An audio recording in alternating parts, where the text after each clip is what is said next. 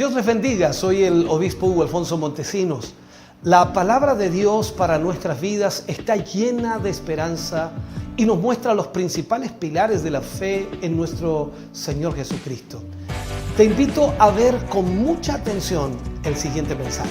Esperamos que esta palabra pueda bendecir y fortalecer tu vida. Te invito a ver el mensaje de Dios. Lucas 24, 50 al 53, leo la palabra del Señor, lo hago en el nombre de nuestro Señor Jesucristo. Y los sacó fuera hasta Betania, y alzando sus manos, los bendijo. Y aconteció que bendiciéndolos, se separó de ellos y fue llevado arriba al cielo. Ellos, después de haberle adorado, volvieron a Jerusalén con gran gozo y estaban siempre en el templo alabando y bendiciendo a Dios. Amén. Oremos. Padre, en el nombre de Jesús, vamos ante su presencia en esta noche, dándole gracias, Señor, por esta su palabra que hoy tendremos para nuestra vida. Esperamos, Señor, que usted nos hable, nos ministre y que cada vida hoy sea alcanzada y que esta palabra, Señor, pueda traer respuestas a tantas dudas en nuestra mente y corazón. Ayúdanos, Señor, para que seamos sensibles a la voz de tu palabra y tu Espíritu Santo pueda guiarnos a ella. En el nombre de Jesús, amén y amén, Señor. Fuerte ese aplauso de alabanza al Señor. Aleluya. Puede sentarse, Dios le bendiga.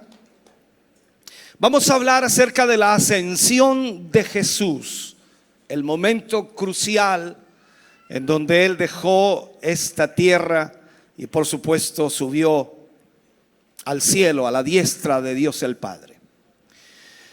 La Biblia nos enseña que su ascensión ocurrió 40 días después de que Jesús resucitó de los muertos. Y por supuesto usted sabe cuán significativo ha sido siempre, de alguna manera, el periodo de 40 días en la Biblia. Aparecen muchas veces mencionado. En el propio caso de nuestro Señor, recuerde usted que pasó él 40 días en el desierto siendo tentado por el diablo. Así que fue conveniente, por supuesto, que él se quedara durante 40 días después de la resurrección, demostrando un triunfo extraordinario. Estos días después de la resurrección, cuando estudiamos un poco este pasaje y también algunos otros, fueron suficientes para mostrar a la humanidad entera de que Jesucristo había resucitado de los muertos, no como un fantasma, sino en carne y hueso y sangre como usted y yo.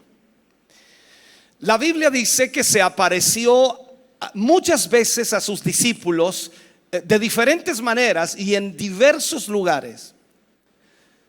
Aquí debemos entender algo. No es posible engañar a tanta gente. Lo digo ¿por qué? Porque sus propios discípulos y más de 500 hermanos al mismo tiempo vieron la resurrección, o mejor dicho, vieron a Jesús resucitado. Entonces era esencial, en el más alto grado lo puedo poner, que el hecho de resurrección o de la resurrección de Cristo fuera de alguna manera certificado más allá de toda duda. Y ahora permanece como el hecho más comprobado de toda la historia humana. Cuando usted y yo estudiamos la palabra del Señor, tenemos que tener primero esta certeza: Cristo resucitó. Y el apóstol Pablo escribió allí en 1 Corintios capítulo 15 versículos 3 al 8. Dice: porque primeramente os he enseñado lo que asimismo recibí, que Cristo murió por nuestros pecados conforme a las Escrituras, y que fue sepultado y que resucitó al tercer día conforme a las Escrituras, y que apareció a Cefas y después a los 12. Después apareció a más de 500 hermanos a la vez, de los cuales muchos viven aún y otros ya duermen.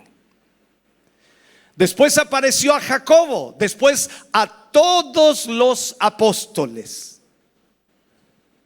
Y al último de todos, como a un abortivo, me apareció a mí.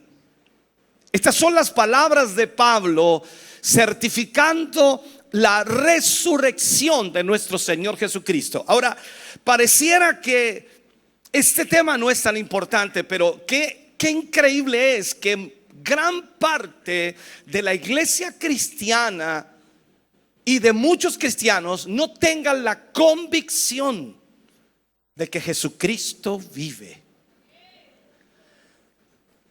Aquí no podemos dudar del hecho de la aparición de Cristo después de su resurrección, pues no se llevó a cabo en un rincón, en un lugar escondido. No se realizó meramente, ¿cómo llamarlo?, en una ocasión, sino delante de muchos testigos y en diversos lugares.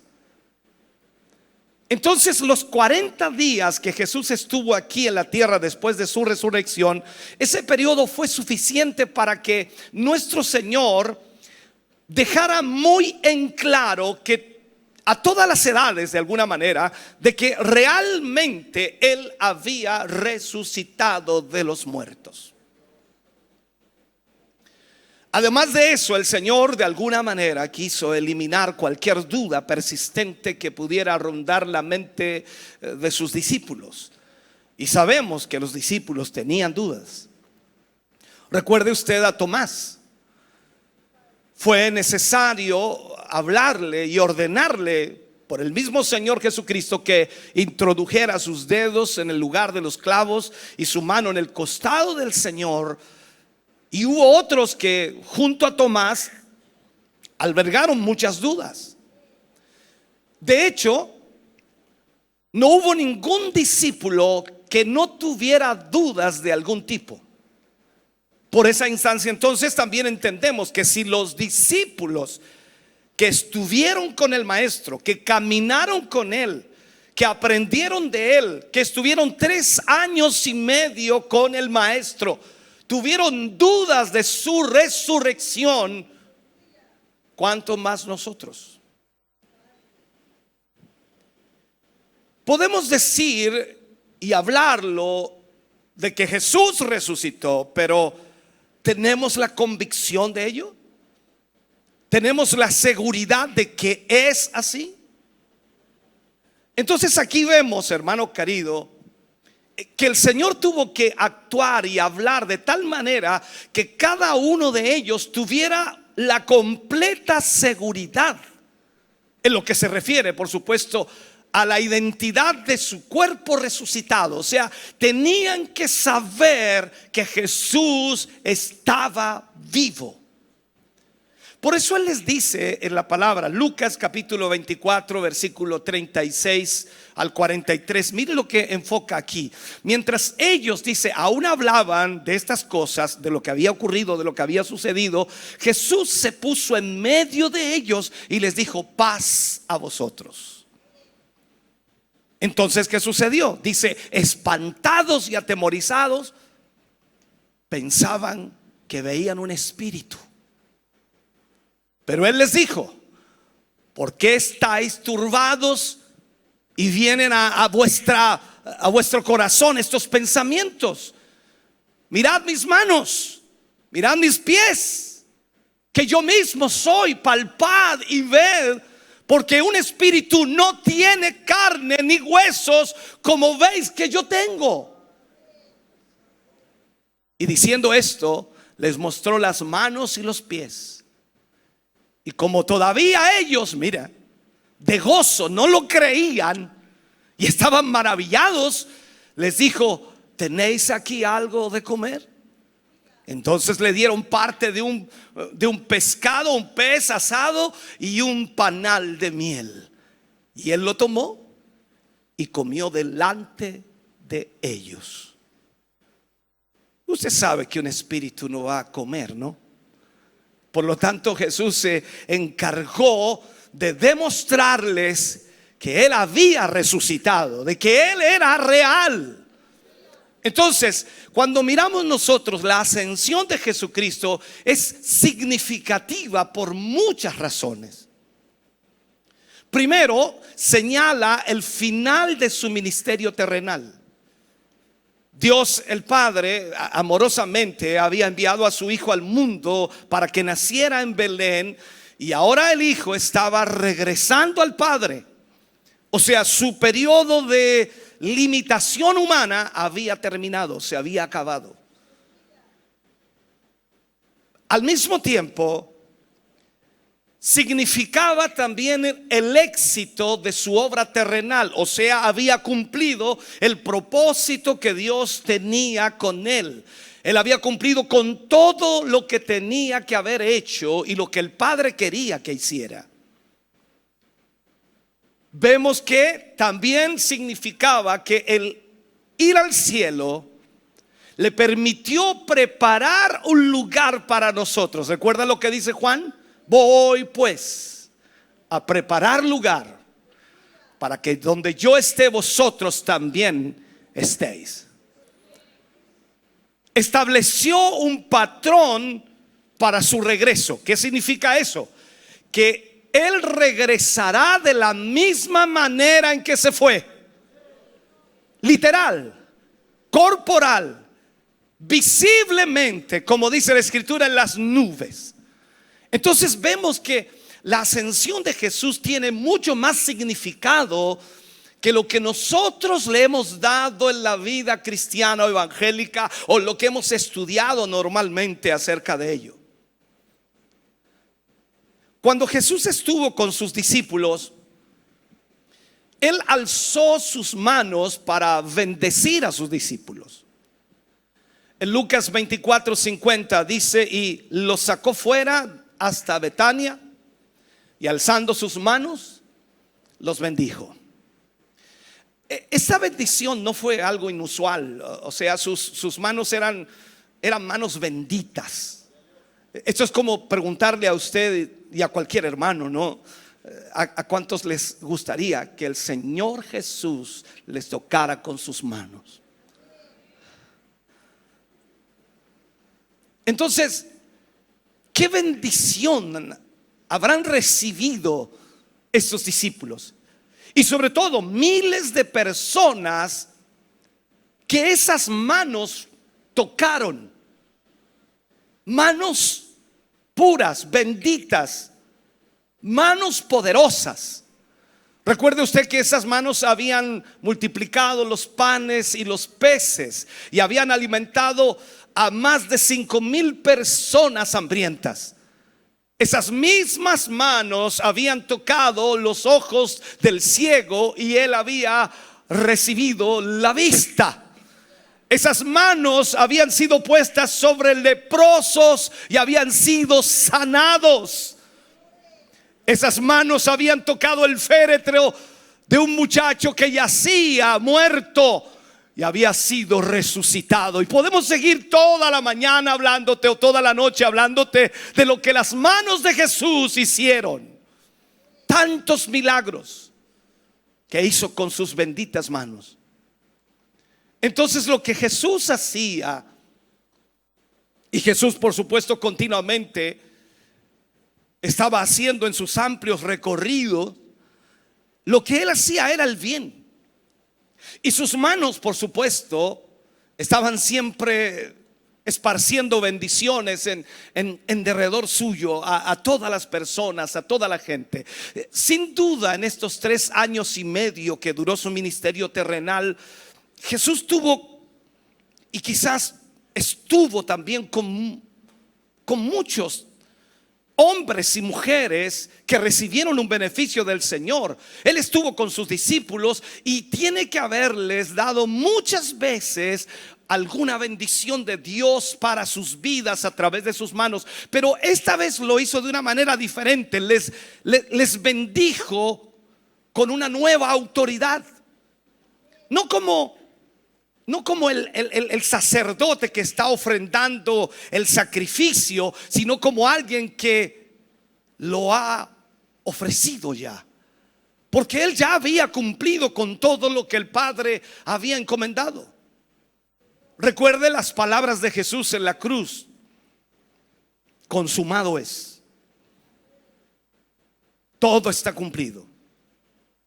Entonces ahora, frente a los discípulos, con autoridad, no como un intercesor, sino como alguien que posee poder, que posee autoridad, bendice a los suyos y les da autoridad y les da poder.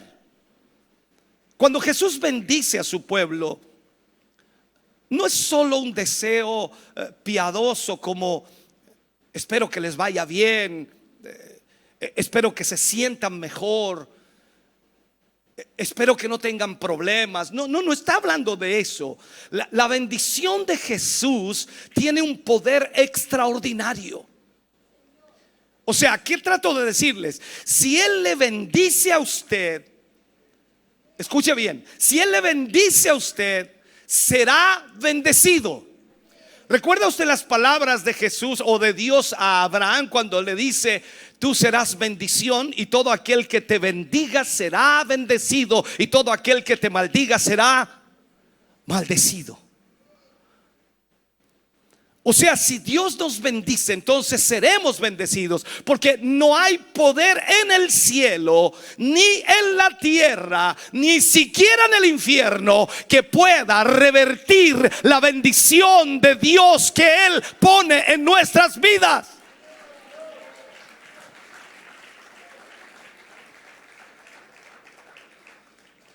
En aquella ocasión, la bendición del Señor fue plena. Ahora, no se nos informa, y cuando digo esto, no encontramos en la escritura lo que dijo. No tenemos las palabras que Jesús les entregó a sus discípulos cuando les bendijo. Eso no aparece en la escritura. Pero me gusta pensar que posiblemente Jesús impuso sus manos en sus discípulos y les ministró a cada uno de ellos.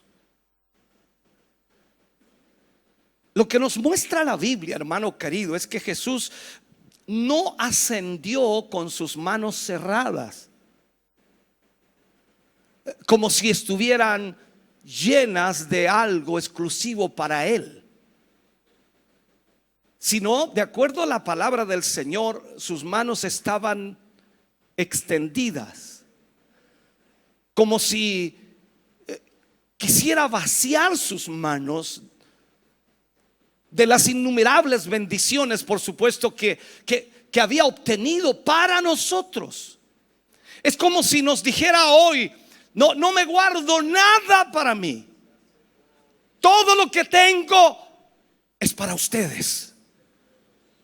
Es como una hipótesis, ¿no? Escuchen, discípulos míos. Es como que el Señor les habla directamente a ellos y también a nosotros en esta hora. Todo lo que el Padre me ha hecho saber, yo los he dado a saber. Les he dado todo lo que tengo: mi humanidad, mi deidad, mi vida, mi muerte, mi resurrección, y también les daré mi gloria. Ahora, cuando nosotros vemos la palabra de Dios, nos damos cuenta que el Señor dejó clara muchas cosas. Cuando le dijo a sus discípulos antes de ir al cielo, usted recuerda allí Juan capítulo 14, versículo 12 al 14, Jesús viene y les habla y dice: de cierto os digo, el que en mí cree. ¿Usted ha creído en el Señor? Dice: el que en mí cree, las obras que yo hago, Él las hará también, y aún mayores hará, ¿Por qué? Porque yo voy al Padre. Mira, y todo lo que pidiereis, ¿a quién? Al Padre, en mi nombre, en el nombre de Jesús, lo haré, para que el Padre sea glorificado en el Hijo. Mira, si algo pidiereis en mi nombre, yo lo haré. O sea, yo creo, hermano querido, que cuando leemos la palabra, estudiamos la palabra y nos damos cuenta de lo que Jesús hizo, dejó claro todo. La obra de Cristo debía continuar cuando Él ya no estuviera físicamente entre sus discípulos. Jesús se preocupó de que su ministerio continuara, aunque Él no estaría físicamente presente aquí. Su muerte en la cruz, a mano de sus enemigos, no iba a paralizar la obra de Cristo. Por el contrario, le llevaría de regreso al Padre, en donde sería revestido de toda su gloria eterna. Ahora, los discípulos no iban a estar solos en su trabajo, sino que el Señor glorificado seguiría manifestándole su ayuda sin límites desde su puesto máximo de autoridad y de gloria en el cielo. O sea, esto es como decir de alguna manera: nuestro comandante está arriba y Él es el que da las órdenes, y nosotros lo único que debemos hacer es cumplirlas. Él tiene todo lo que necesitamos para cumplir las órdenes de Dios. Entonces aquí es importante subrayar entonces que este hecho, hermano querido, no iba a detener a Cristo. O sea, la muerte, sepultura no iban a detener a Cristo. El ministerio de Cristo seguiría, pero Él resucitó de entre los muertos para ahora estar a la diestra del Padre, intercediendo por nosotros, para que nosotros podamos hacer la obra que Él nos dejó encargado hacer. Jesús no se iba a desentender de sus discípulos, ni tampoco se iba a desentender de este mundo que estaba en pecado, sumido en la maldad, por el cual, por supuesto, Dios a través de Cristo iba a desplegar todos sus ilimitados recursos para llevar el evangelio y para que lleguen a conocer a Cristo Jesús. Cada hombre y mujer sobre esta tierra que está perdido sin esperanza, Dios hará todo para que ese hombre y esa mujer conozca al Salvador. Hermano querido, hoy usted y yo podemos contarnos entre aquellos que recibieron esa bendición. Los discípulos la recibieron como representantes de la iglesia de Cristo, de la cual por supuesto también nosotros somos parte. Usted y yo somos parte de la iglesia de Cristo. Primero hemos recibido la bendición del perdón, hemos sido perdonados. Hemos recibido la bendición de la justificación. Hemos recibido la bendición de la adopción. Estábamos perdidos sin esperanza, pero Jesús viene y nos adopta y nos hace hoy sus hijos. O sea, somos hijos de Dios. Tenemos la bendición de la comunión. Entonces, en este sentido, tenemos también la bendición del poder para vencer el pecado. Si el Señor nos ha bendecido, si el Señor ha puesto de su espíritu en nosotros, Él ha sido bueno. Entonces, cuando miramos la escritura y vemos el significado de la ascensión de Cristo, que para algunos pareciera no importante, porque Él se fue, pero ¿qué significa que Él se haya ido? Cuando Jesús sube al cielo, de acuerdo a Lucas 24:51, y aconteció que bendiciéndoles se separó de ellos, y dice, y fue llevado arriba al cielo. Jesús tenía que ascender, tenía que subir. ¿Para qué? Para que la confianza fuera puesta en el poder y en el ministerio del Espíritu Santo, no en la presencia física o geográfica de Jesús. Cuando digo geográfica, significa que Jesús iba a estar en un solo lugar al mismo tiempo, no en 2, ni 3, ni 4, ni 5. Por lo tanto, nosotros no podríamos vivir de esa manera. Él se levantó por su propio poder y majestad y no necesitó ayuda alguna. Probó el poder innato de su deidad, por lo cual podía separarse del mundo absolutamente cuando lo deseara. Rompió las leyes de la gravedad. Mira esto, hermano querido. O sea, yo no sé si alguna vez tú te has elevado.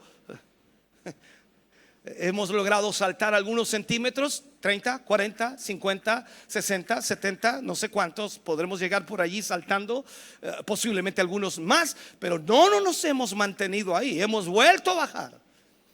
Jesús rompió las leyes de la gravedad. Jesús había hablado con frecuencia con sus discípulos acerca de la separación de ellos. O sea, los discípulos sabían que Jesús no iba a estar siempre con ellos. Entonces el proceso incluía toda la serie de acontecimientos comprendidos desde su sufrimiento, su muerte, resurrección y ascensión al cielo. Aunque la ascensión, hermano, parecía ser un distanciamiento de Jesús, con sus discípulos realmente no lo fue. Más bien, cuando vemos la escritura, fue el comienzo de una presencia nueva y superior de Jesús entre ellos. Mira esto. Efectivamente, el Salvador todavía está con ellos. Voy a poner esto para que entendamos. El Señor Jesús está allí dentro de esos 40 días, está con sus discípulos, está en esta tierra. Y en este sentido podemos ver entonces que algún tiempo antes de su ascensión había hablado con sus discípulos y les había dado una tarea específica. Vamos a Mateo 28, 19 y 20. Él les dice: por tanto, id y haced discípulos a todas las naciones, bautizándoles en el nombre del Padre y del Hijo y del Espíritu Santo. Luego dice: enseñándoles que guarden todas las cosas que os he mandado, y he aquí yo estoy con vosotros todos los días hasta el fin del mundo. Mira estas palabras. Aquí vemos varias cosas. Es evidente que esta tarea era formidable, tremenda, ¿cómo se le podría llamar? Más grande todavía, impresionante, monumental, formidable, imposible. ¿Por qué? Porque con nuestros recursos limitados, hablamos de nosotros como seres humanos, sería imposible realizarla. Es decir, sería imposible poder hacer lo que el Señor Jesús está pidiendo a sus discípulos con las fuerzas humanas, excepto por una cosa. Jesús aquí les dice que no lo harían solos. Y esto es importante. Jesús ya les había dicho: he aquí yo estaré con vosotros todos los días hasta el fin del mundo. Mira esto, yo quiero que tratemos de entender. Esta promesa es muy importante para entender el propósito de la ascensión. Durante el ministerio de Cristo en la tierra, los discípulos experimentaban a través de Cristo el consuelo de la presencia física de Cristo. O sea, era maravilloso estar con Jesús, andar con Él, caminar con Él, ver los milagros, ver lo que Jesús hacía, recibir sus enseñanzas. Era maravilloso. Si tenían algún problema, entonces podían ir con él para recibir consejo o para resolver el problema. Si necesitaban instrucción, podían entonces reunirse alrededor de él y preguntarle y recibir su enseñanza. Pero para obtener estos beneficios tenían que ser seguidores de Jesús físicamente. O sea, tenían que estarlo viendo. No sé si me sigues en esto. Tenían que estar con él físicamente. Tenían que acompañarlo en sus viajes a Judea. Tenían que acompañarlo en sus viajes a Perea, de vuelta a Galilea, por las regiones de Tiro y Sidón, fuera de lo que era propiamente Israel, en áreas desconocidas como también Decápolis. Entonces, otros también, para recibir la enseñanza de Jesús o para ser sanados por él, generalmente tenían que acudir al lugar donde Jesús se encontraba. Por eso tú ves que la gente sacaba a sus enfermos o le traía a los enfermos a Jesús desde la mañana hasta la tarde y todos eran sanados. Obviamente esto estaba bien para el alcance limitado de la misión de Jesús, que en ese momento se estaba ejecutando en el tiempo de su ministerio temporal aquí en la tierra, cuando solo tenían que alcanzar una nación, la que había recibido la promesa del Mesías. Pero es evidente que no sería adecuado, por supuesto, cuando hablamos del alcance del evangelio para todo el mundo. Por lo tanto, en su ministerio terrenal, Jesús, los discípulos formaban un grupo definido que casi siempre se encontraban juntos. Jesús estaba con ellos, ellos estaban con Jesús, y Jesús era el punto de reunión para ellos. Ahora estos discípulos estarían esparcidos, como nos cuenta Lucas en el libro de Hechos. Inmediatamente antes de su ascensión, Jesús les dijo a sus discípulos, capítulo 1, versículo 8, versículo 9: pero recibiréis poder. ¿A cuánto les gustaría tener poder? Pero recibiréis poder cuando haya venido sobre vosotros el Espíritu Santo, y me seréis testigos en Jerusalén, en toda Judea, en Samaria y hasta lo último de la tierra. Y habiendo dicho estas cosas, viéndolo ellos, dice, fue alzado y le recibió una nube que le ocultó de sus ojos. Evidentemente ellos no podían correr a Jerusalén o a Capernaum cada vez que necesitaran ayuda, cada vez que enfrentaran un peligro, cada vez que el trabajo pareciera demasiado difícil o demasiado grande o demasiado conflictivo. Necesitaban consejos y no podrían buscar a Jesús en ningún lugar porque Jesús ya no estaba. Porque eso habría sido necesario si Jesús se hubiera quedado todavía aquí en la tierra. Entonces, al ascender a su trono celestial, opera automáticamente o inmediatamente de una forma totalmente distinta, porque ahora opera desde el cielo y Él puede estar presente. Escúchame bien, esto es extraordinario. Y Él puede estar presente, hablo de Jesús, Él puede estar presente a toda hora, en todo lugar, sin importar dónde nos encontremos nosotros como discípulos de Cristo. Él puede estar presente a toda hora y en todo lugar.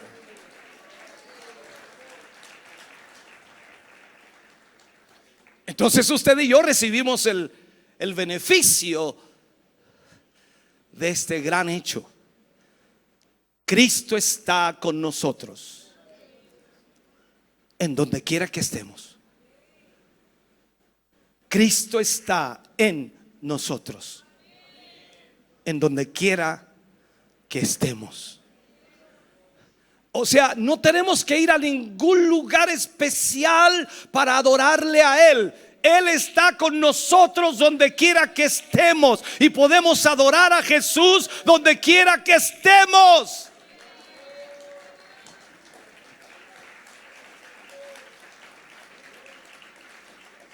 Tomo las palabras de Jesús cuando Él mismo dice: donde hay dos o tres congregados en mi nombre, Él está en medio de ellos.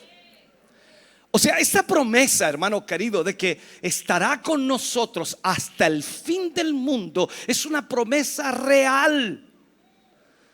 Puedes tener los problemas más grandes que hombre y mujer puede enfrentar. Puedes estar hoy día con tu corazón destrozado. Puedes estar hoy sufriendo situaciones complejas en tu matrimonio, en el área económica, física, emocional, espiritual. Pero escúchame bien, si eres hijo de Dios, si eres hija de Dios, Jesús está contigo en todo lugar donde estés.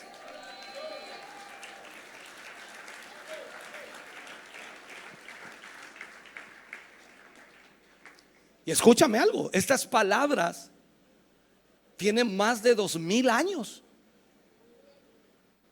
y siguen siendo reales en tu vida y en mi vida cada día. O sea, cada vez que le necesito, Él está ahí. Cada vez que le busco, Él está ahí. Cada vez que le llamo, Él responde. Mi Cristo es real. Él es verdadero. Y desde el cielo Él intercede a diario por mí y por ti. Hermano querido, Cristo ascendió al cielo y hoy es el Rey de Reyes, que gobierna absolutamente todo, pero a la vez increíblemente está presente en todos los lugares con todo su pueblo. O sea, en todo lugar donde haya un hijo de Dios, Jesús está presente a través del Espíritu Santo de Dios. Podemos acudir a Él donde quiera que estemos. Podemos acudir a Él con total confianza de que Él nos escucha, que Él conoce nuestra situación, conoce nuestras necesidades. Y como ese Rey exaltado que está sentado a la diestra de Dios, tiene los recursos necesarios para suplir todas nuestras necesidades. Ahora mira esto. Vemos algo increíble aquí. Los discípulos estaban llenos de gozo. Lucas 24:52. Mira lo que sucede aquí. Dice: ellos, después de haberle adorado, volvieron a Jerusalén con gran gozo. ¿Qué momento fue este? Cuando Jesús ascendió, cuando Jesús se fue. Ellos le adoraron y volvieron a Jerusalén con gran gozo. Seguramente nosotros esperaríamos que hubieran quedado desconcertados, muy tristes ante la inminente partida del maestro, que además podemos agregar, les había dejado una tremenda tarea: llevar el evangelio hasta el fin del mundo, predicar en todas las naciones. Sin duda parecía una tarea irrealizable, un trabajo que desde cualquier perspectiva o desde el punto de vista humano superaba cualquier fuerza humana para realizarlo. Nos preguntamos entonces, ¿cómo podían estar tan alegres? Porque toda separación deja atrás de sí un dolor, sufrimiento. ¿Cómo es posible que su despedida, la despedida del Señor Jesús, es como, no es igual, pero cuando vamos a despedir a alguien que se va para no volver, eso llena de tristeza el corazón.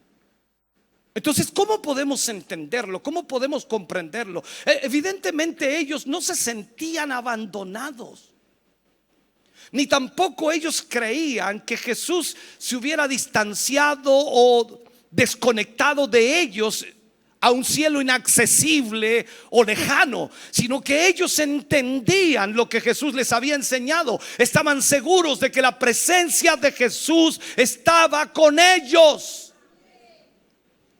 El mismo Señor Jesús les había garantizado en muchas oportunidades.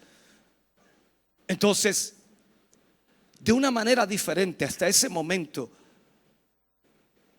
la relación que habían tenido con Jesús físicamente, la relación que habían tenido con Él durante 3 años y medio terminaba.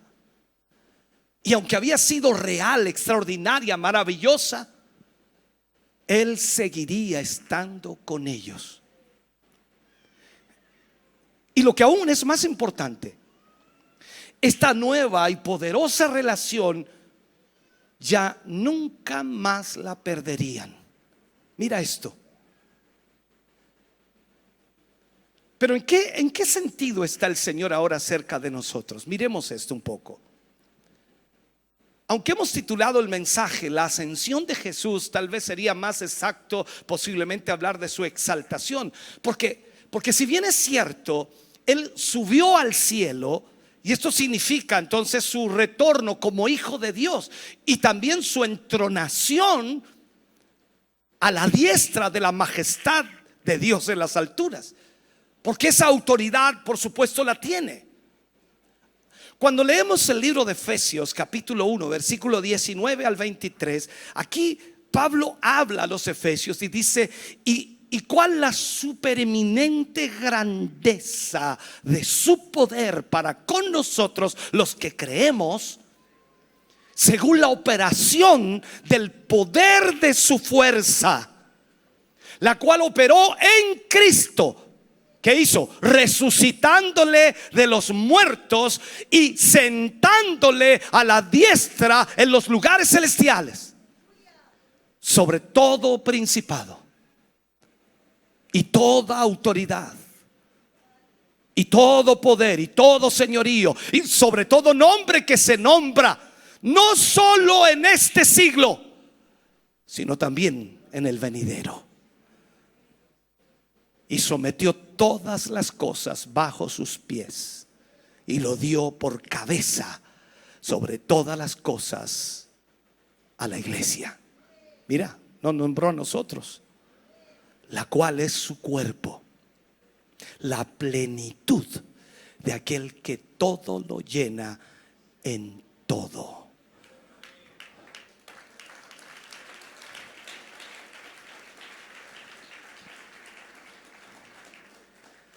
Aquí, hermano, no cabe duda, no hay ninguna duda de que los discípulos amaban a Jesús. Es un hecho de que deseaban que no se fuera.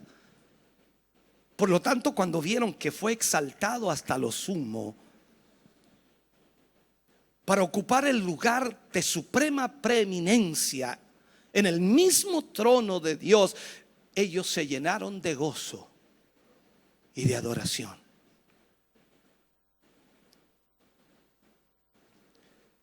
No hay nada en el mundo que pueda igualarse a eso, pero quizás solamente una referencia podría ser, es que tú tienes santos en la corte. Es que tú tienes gente amiga que puede ayudarte en todo. Tú estás tremendamente bien acomodado porque tienes buenos amigos. Aquí Jesús está a la diestra de Dios el Padre, intercediendo por ti y por mí. Además de eso, cuando nosotros estudiamos un poco más las instrucciones de Cristo que Él había dado poco antes a sus discípulos, Jesús trata de alguna manera de enfocarlos a ellos. Recuerde que Jesús antes de su muerte les había dicho: aún tengo muchas cosas que deciros, pero ahora no las podéis sobrellevar. O sea, Jesús se daba cuenta que quizás la madurez de los discípulos o el entendimiento de los discípulos, la comprensión de ellos no era la suficiente para entender todos los misterios de Dios o la profundidad de lo que Dios quería hacer.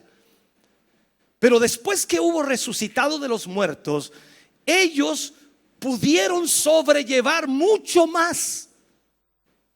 Y no hay ninguna duda de que Él les hizo revelaciones que dejaron que de alguna manera penetrara más luz en sus almas para poder comprender el propósito total de Dios en sus vidas. Recuerde que a uno de ellos le dijo: pastorea mis ovejas, apacienta mis corderos. También le dijo a todos: id por todo el mundo y predicad el evangelio a toda criatura.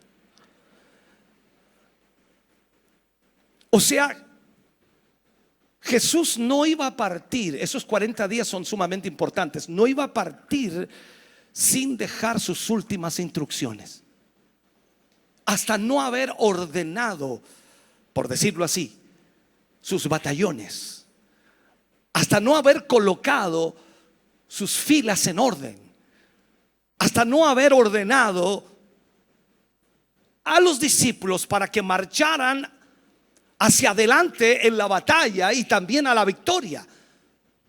Nosotros, igual como los discípulos, debemos entonces estar muy, pero muy, muy dispuestos y contentos con la idea de que Jesús está en el cielo. Porque la ascensión de Jesús aseguró a los discípulos y también a nosotros a través de ellos nuestra propia ascensión. Aquí quiero que entienda algo. Jesús se fue al cielo y lo vieron subir al cielo rompiendo las leyes de la gravedad. La Biblia nos habla de un arrebatamiento que vendrá a la iglesia. Y dice: los muertos en Cristo resucitarán primero, luego nosotros los que vivimos seremos arrebatados juntamente con ellos en las nubes. Romperemos las leyes de la gravedad. Jesús ya lo hizo, lo demostró. Él está ya a la diestra del Padre. Ahora tú y yo estamos aquí esperando que esa promesa se cumpla. Pero puedo decir entonces que si Jesús se fue al cielo, así también tú y yo iremos un día al cielo. Ellos y nosotros en el día final subiremos al cielo para estar con el Salvador por siempre y para siempre.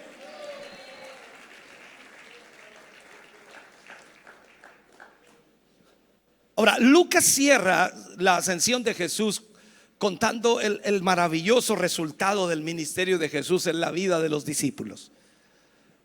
Y Lucas dice: estaban siempre en el templo, alabando y bendiciendo a Dios.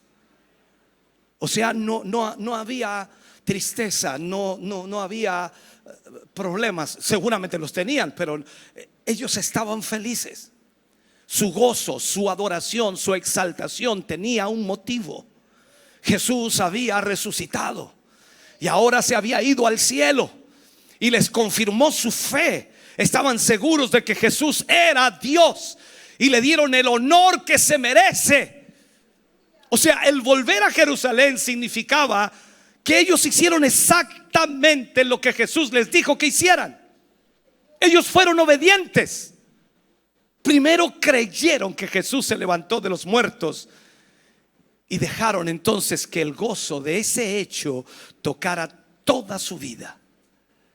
Vivieron como seguidores de Jesús y no podían ocultar su amor y su adoración hacia Él. Yo te pregunto a ti, hermano querido, ¿puedes tú ocultar tu amor y tu adoración hacia Jesús? Déjame cerrar este mensaje, déjame terminarlo. Para usted y para mí como cristianos es muy, pero muy importante la ascensión de Jesús al cielo.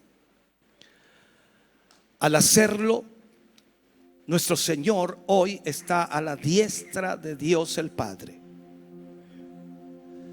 La diestra siempre fue un símbolo de poder y autoridad.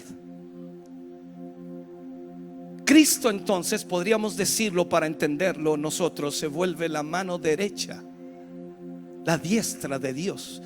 Esto es el que actúa con la autoridad y el poder del Todopoderoso, del Dios Todopoderoso. Esto es lo mismo como cuando vemos en Egipto a José siendo el segundo. Todo lo que José ordenaba se hacía en Egipto, pero aquí es mucho más grande. Cuando uno de los discípulos fue apedreado, dice que alzó sus ojos y vio a Jesús estando de pie a la diestra de Dios. Esto tienes que creerlo tú también, mi hermano. Es imposible que una persona siendo apedreada, prácticamente ya casi muriendo, pueda mentir. Ninguna persona que esté en ese estado a punto de morir va a mentir. No hay razón para hacerlo. Y Esteban dijo que vio los cielos abiertos y a Jesús a la diestra de Dios el Padre. Jesús fue levantado a la diestra de Dios, al lugar de poder, al lugar de autoridad. Y la pregunta que nos hacemos nosotros es: ¿cuánto poder? ¿Cuánta autoridad? ¿Cuánta gloria? ¿Cuánto honor?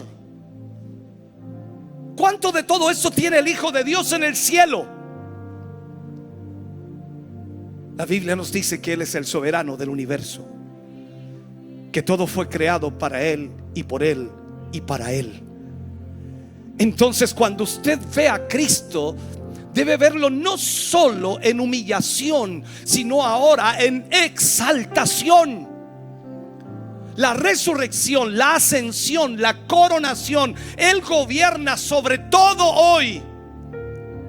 Él es el Rey de Reyes, es el Señor de señores.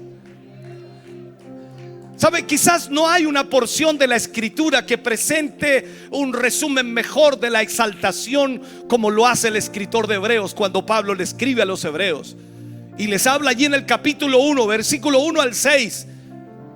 Pablo les dice: Dios, habiendo hablado muchas veces y de muchas maneras en otro tiempo a los padres por los profetas,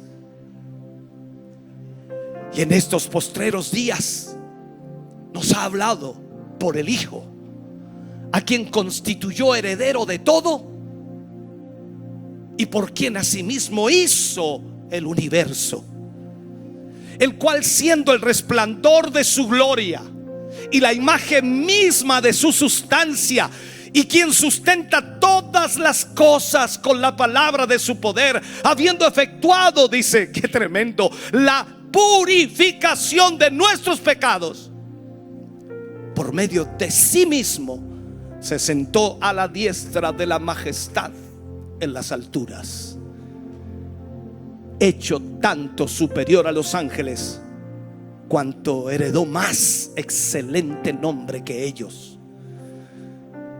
Porque ¿a cuál de los ángeles dijo Dios jamás: mi hijo eres tú? Yo te he engendrado hoy, y otra vez yo seré a él padre y él me será a mí hijo. Y otra vez, cuando introduce al primogénito en el mundo, dice: adórenle todos los ángeles de Dios. Hermano querido, Él es el Cristo exaltado, levantado por encima de cualquier creación angelical o humana. Ahora esa es la verdad central y la verdad más emocionante del cristianismo. Jesucristo es el Señor, Y debido a Él que está exaltado, tenemos la certeza de que la esperanza del cielo está segura para nosotros. Debido a que Jesucristo es exaltado, tenemos la certeza de que hay perdón continuo para aquellos por quienes Él intercede. Y esa es nuestra fe. El propósito de la exaltación de Cristo, hermano querido, es la gloria de Dios. Cuando usted dice Jesucristo es Señor, usted no está quitándole el lugar a Dios como hoy están enseñando algunos. Usted no está deshonrando a Dios. Usted no le está trayendo rivales a Dios. Usted no está rebajando a Dios. Usted está exaltando, glorificando a Dios. ¿Sabe? En la escritura se expone claramente que la ascensión de Jesús fue literal. Regresó corporalmente al cielo. Él se levantó visiblemente de la tierra, siendo observado por muchos espectadores. Hechos capítulo 1 versículos 10 y 11 dice: y estando ellos con los ojos puestos en el cielo, entre tanto que Él se iba, he aquí se pusieron junto a ellos dos varones con vestiduras blancas, los cuales también les dijeron: varones galileos, ¿por qué estáis mirando al cielo? Este mismo Jesús que ha sido tomado de vosotros al cielo, así vendrá como le habéis visto ir al cielo. Al cerrar esta serie de temas de la vida de Jesús y los milagros de Jesús, nos damos cuenta que el resultado es maravilloso. Y en cierto sentido, hermano querido, es a veces incomprensible. Incomprensible que el Señor nos encargara una tarea tan grande, la más grande de todos los tiempos, y se la encargara a un puñado de hombres sin recursos materiales, sin influencia social, sin formación académica. La única explicación posible que podemos encontrar para que ellos realmente pudieran llevar el evangelio hasta los confines del mundo, cruzando toda clase de barreras culturales, raciales, geográficas, es que el Señor resucitado, que ascendió al cielo y actuó en ellos, ahora deje el Espíritu Santo para sus vidas, para que les guíe y les capacite y les dé la autoridad que necesitan.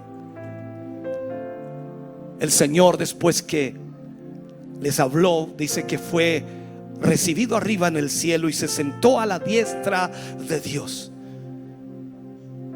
Y ellos, saliendo, predicaron en todas partes, ayudándolos el Señor y confirmando la palabra con las señales que le seguían.